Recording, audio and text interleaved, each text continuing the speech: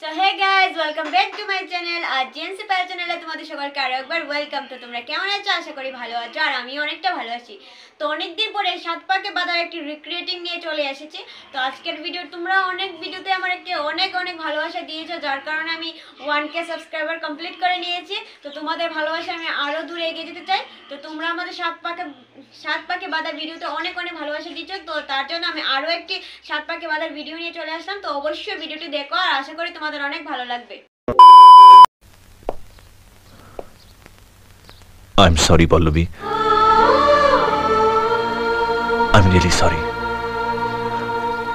চলো বাড়ি চলো। বাড়ি? কার বাড়ি? তোমার বাড়ি,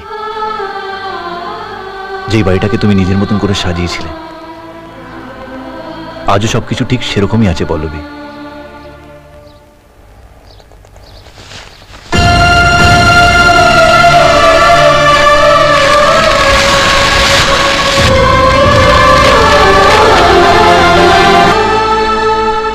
ম্যানেজমেন্টের ডিগ্রি নেওয়া তো হয়তো হিসেব করে দেখেছে আঘাতটা একটু কমই হয়েছে, তাই তার উপর নুনের ছিটে দিয়ে মাত্রাটা বাড়িয়ে দিতে এসছে।